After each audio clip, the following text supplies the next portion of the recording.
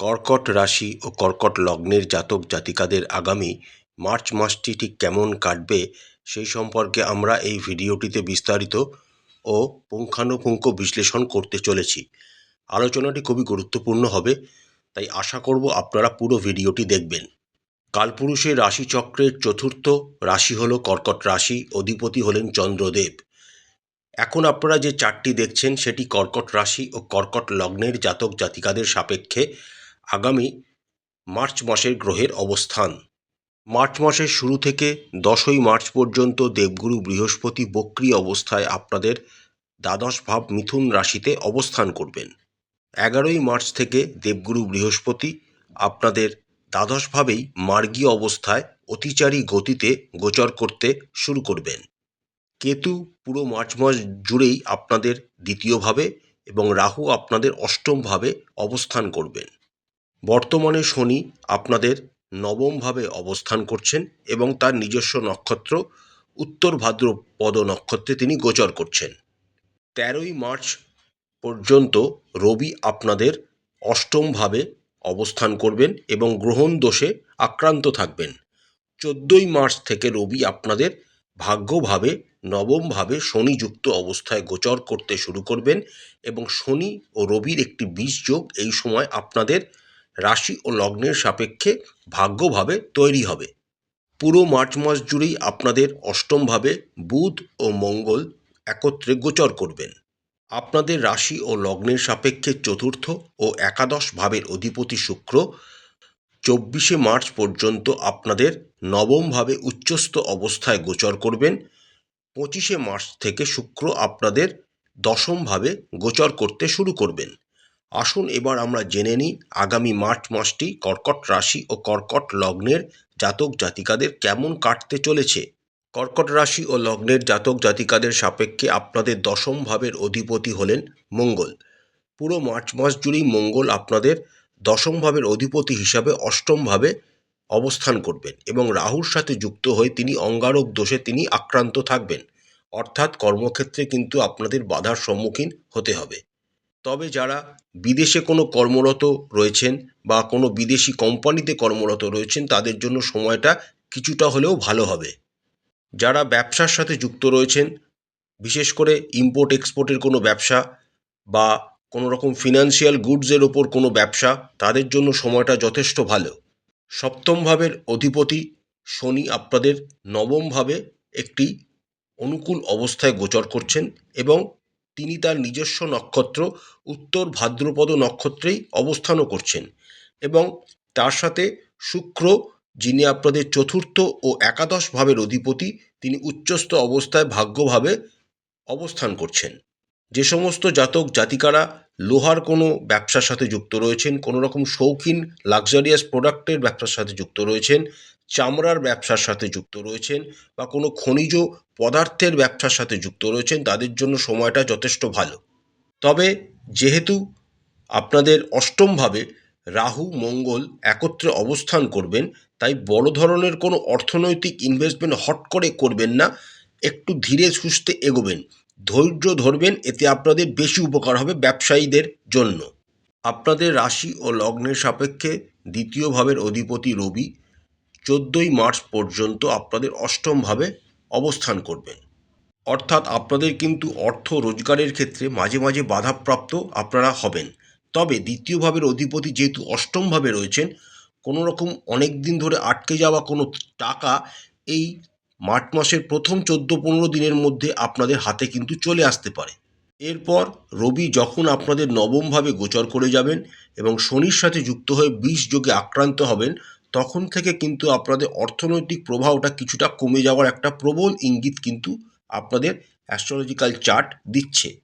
কিন্তু আসার কথা হলো আপনাদের রাশি ও লগ্নের সাপেক্ষে একাদশ ভাবের অধিপতি শুক্র 24শে মার্চ পর্যন্ত উচ্চস্থ অবস্থায় গোচর করবেন। তাই আপনারা যে বাধাপ্রাপ্ত হচ্ছিলেন টাকা রোজগারের দিক থেকে, সেটা অনেকাংশে তিনি লাঘব করবেন এবং আপনাদের জীবনে অর্থনৈতিক ফ্লোটা তিনি বজায় রাখতে সহায়তা করবেন।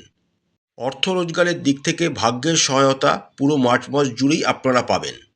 যে সমস্ত জাতক জাতিকারা কোনো রকম বড় সম্পত্তি ক্রয় করতে চাইছেন, জমি ক্রয় করতে চাইছেন, তারা চেষ্টা করবেন মার্চ মাসের শেষের দিকটা কাজে লাগানোর, কারণ তখন দেবগুরু বৃহস্পতি মার্গী হয়ে যাবেন এবং তার পঞ্চম দৃষ্টি পূর্ণভাবে আপনাদের চতুর্থ ভাবকে প্রভাবিত করবে। দ্বিতীয় ভাবের অধিপতি রবি ভাগ্যভাবে অবস্থান করবেন এবং চতুর্থ ভাবের অধিপতি শুক্র দশমভাবে অবস্থান করবেন এবং তার সপ্তম দৃষ্টি দ্বারা আপনাদের চতুর্থ ভাব ও নিজস্ব ভাবকেই দেখবেন। ফলে আপনাদের সম্পদ আরোহণের ক্ষেত্রে এই সময়টা বিশেষভাবে অনুকূল। 25শে মার্চের পর আপনারা সম্পদ আরোহণের চেষ্টা করতে পারেন, সময়টা খুবই ভালো। স্বাস্থ্যের দিক থেকেও আপনাদের যথেষ্ট সাবধানতা অবলম্বন করতে হবে। অষ্টমভাবে মার্চ মাসের প্রথম দিকেই রবি, বুধ, রাহু ও মঙ্গল একত্রে অবস্থান করবেন এবং রবি গ্রহণ দোষে আক্রান্ত থাকবেন। তার সাথে মঙ্গল, যিনি আপনাদের রাশি ও লগ্নের সাপেক্ষে রাজ্যকারক গ্রহ, তিনি অঙ্গারক দোষে রাহুর সাথে যুক্ত থাকবেন। অর্থাৎ মার্চ মাসটি কিন্তু আপনাদের স্বাস্থ্যের দিক থেকে একটু সাবধানতা অবলম্বন করতে হবে। কোনো রকম গোপন রোগ বা গোপন জায়গাকার কোনো রোগ, যেমন ফিস্চুলা, পাইলস বা যৌনাঙ্গের কোনো রকম রোগ আপনাদের কিন্তু এই সময় প্রবলেমে ফেলতে পারে, তাই অবশ্যই ভালো ডাক্তারের পরামর্শ নেবেন। এরপর রবি যখন আপনাদের ভাগ্যভাবে গোচর করে যাবেন এবং শনির সাথে যুক্ত হয়ে বীজযোগে আক্রান্ত হবেন, তখন চোখের কোনো রকম সমস্যা, দাঁতের কোনো রকম সমস্যা, পায়ের গোড়ালি, হাঁটুর কোনো সমস্যা কিন্তু আপনাদের বিরক্ত করতে পারে, তাই ভালো কোনো আর্থারাইটিস স্পেশালিস্টের পরামর্শ নেবেন। আপনাদের রাশি ও লগ্নের সাপেক্ষে পঞ্চম ভাবের অধিপতি মঙ্গল পুরো মার্চ মাস জুড়েই আপনাদের অষ্টম ভাবে অবস্থান করবেন এবং যেহেতু তিনি এই সময় রাহুর সাথে যুক্ত থাকবেন এবং অঙ্গারক দোষে আক্রান্ত থাকবেন, তাই প্রেম জীবনটা কিন্তু খুব একটা ভালো হবে না। কোনো রকম ইগোর সমস্যা বা কোনো উদ্ভট চিন্তাধারা আপনাদের প্রেম জীবনকে এই সময় বিঘ্নিত করতে পারে। তার সাথে আপনাদের উগ্র মেজাজ ও উগ্র ব্যবহারও আপনাদের প্রেমিক বা প্রেমিকাকে এই সময় ব্যথিত করতে পারে, যার ফলে আপনাদের সম্পর্ক কিন্তু ভেঙে যেতে পারে বা তলানিতে এসে ঠেকতে পারে। এতগুলি খারাপ ব্যাপার থাকা সত্ত্বেও অনুকূল বিষয় হলো দেবগুরু বৃহস্পতির নবম দৃষ্টি আপনাদের পঞ্চম ভাবের অধিপতি মঙ্গলের ওপর থাকার জন্য কিছুটা হলেও আপনারা ভালো ফল পেতে পারবেন, তবে সেটা হবে মার্চ মাসের একদম শেষের দিকে।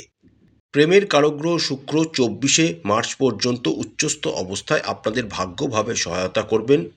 আপনারা যদি নিজের প্রেমের সম্পর্ক বাড়িতে জানিয়ে থাকেন বা বন্ধুবান্ধবদের জানিয়ে থাকেন, তাহলে কোনো মহিলা আপনাদের সম্পর্ককে মেরামত করতে কিন্তু এই সময় সাহায্য করবে। বিবাহের দিক থেকে সময়টি অনুকূল নয়, আপনাদের আরও কিছুদিন ওয়েট করতে হবে বিবাহ করার জন্য। যে সমস্ত কর্কট রাশি ও কর্কট লগ্নের জাতক জাতিকারা অলরেডি বিবাহিত, তাদের জন্য সময়টি মোটামুটি শুভ বলা যেতে পারে। আপনাদের রাশি ও লগ্নের সাপেক্ষে সপ্তম ভাবের অধিপতি শনি ভাগ্যভাবে অবস্থান করছেন এবং তিনি প্রেমের কারকগ্রহ শুক্রের সাথে মার্চ মাসের বেশিরভাগ সময়টাই অবস্থানও করবেন। অর্থাৎ আপনাদের জীবনে প্রেম বজায় থাকবে। দেবগুরু বৃহস্পতি যেহেতু দ্বাদশভাবে অবস্থান করছেন, কোনো ধর্মীয় স্থানে আপনারা এই সময় ঘুরতেও যেতে পারেন। তবে 14ই মার্চের পর রবি যখনই আপনাদের ভাগ্যভাবে গোচর করে যাবেন এবং শনির সাথে যুক্ত হয়ে যাবেন, তখন ইগো সমস্যা বা একে অপরের কথা না শোনা, এমন কোনো সমস্যা কিন্তু আপনাদের দাম্পত্য জীবনকে বিঘ্নিত করতে পারে। শ্বশুরবাড়ির সম্পর্কে আপনাদের একটু সতর্ক থাকতে হবে।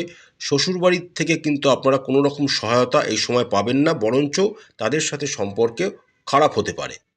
বর্তমানে আপনাদের রাশির সাপেক্ষে দ্বিতীয় স্থানে কেতু অবস্থান করছেন এবং তার ওপর রাহুর সপ্তম দৃষ্টিও রয়েছে। মার্চ মাসের বেশিরভাগ সময়তেই আপনাদের দ্বিতীয় ভাবের ওপর রাহু, মঙ্গল ও বুধেরও সপ্তম দৃষ্টি থাকবে এবং দ্বিতীয় ভাবের অধিপতি রবি মার্চ মাসের প্রথমার্ধটিতে গ্রহণ দোষে আক্রান্ত থাকবেন। সুতরাং পরিবার নিয়ে আপনাদের কিন্তু এই সময় সতর্ক থাকতে হবে। কোনো রকম ভুলভাল সিদ্ধান্ত বা ভুলভাল কথাবার্তা পরিবার পরিজন লোকজনের সাথে একদম বলবেন না। মাথাকে একদম ঠান্ডা রাখতে হবে। মেজাজ হারাবার একটা সম্ভাবনা কিন্তু প্রবলভাবে দেখা যাচ্ছে। 14ই মার্চের পর যখন দ্বিতীয় ভাবের অধিপতি রবি আপনাদের ভাগ্যভাবে নবমভাবে গোচর করবেন, তখন কিছুটা সম্পর্কের উন্নতি ঘটবে। তবে যেহেতু রবি ও শনির বীজযোগ এই সময় থাকবে, তাই মাঝে মাঝে কিন্তু পারিবারিক কোনো সমস্যা হট করে বেড়ে উঠতে পারে। চেষ্টা করবেন এই সময় পারিবারিক সমস্যাগুলিকে তাড়াতাড়ি মিটিয়ে নেওয়ার, নাহলে কিন্তু তিলকে তাল হতে বেশি সময় লাগবে না। আপনাদের মায়ের শরীর স্বাস্থ্যের উন্নতি ঘটবে। তাদের যদি কোনো রকম রোগ থেকে থাকে অতীতে, তাহলে সেখান থেকে তারা পরিত্রাণ পাবেন। তবে বাবার শরীর স্বাস্থ্যের প্রতি আপনাদের নজর দিতে হবে। বাবার সাথে আপনাদের সম্পর্ক খারাপ হতে পারে এবং তাদের শরীরও খারাপ হওয়ার একটা সম্ভাবনা দেখা যাচ্ছে। তাই অবশ্যই ভালো ডাক্তারের পরামর্শ নেবেন এবং সতর্ক থাকবেন। ভাই বোন, দাদা দিদিদের সাথে সম্পর্ক আপনাদের মোটামুটি থাকবে। তবে বন্ধুবান্ধবদের কাছ থেকে আপনারা ভালোভাবেই হেল্প অর্জন করবেন। তারা কোনো বিশেষ কাজে আপনাদের ভালোভাবে হেল্প করে আপনাদের উপকার করবে। প্রতিকার স্বরূপ আপনারা চন্দ্রদেবের বীজ মন্ত্র প্রত্যেক দিন 108 বার করে জপ করবেন। প্রত্যেক দিন একটি নির্দিষ্ট সময় হনুমান চালিসা অবশ্যই পাঠ করবেন এবং হনুমানজির পূজা করবেন এবং শিবের মাথায় দুধ ও গঙ্গাজল সহকারে অভিষেক করবেন এবং প্রত্যেক দিন স্নান সেরে মাথায় সাদা চন্দনের তিলক লাগাবেন। এতে আপনাদের অনেক বাধা দূর হবে এবং উন্নতি ঘটবে। আশা করছি মার্চ মাসটি প্রত্যেক কর্কট রাশি ও কর্কট লগ্নের জাতক জাতিকাদের খুব ভালো কাটবে। মা কালী আপনাদের মঙ্গল করুন, আপনাদের সমস্ত মনের ইচ্ছা ও মনস্কামনা মা কালী পূরণ করুন। আমাদের চ্যানেলের কন্টেন্ট যদি আপনাদের ভালো লাগে তাহলে অবশ্যই চ্যানেলটিকে লাইক করবেন, শেয়ার করবেন, সাবস্ক্রাইব করে আমাদের চ্যানেলটির পাশে থাকবেন। হর হর মহাদেব, জয় মা কালী, নমস্কার।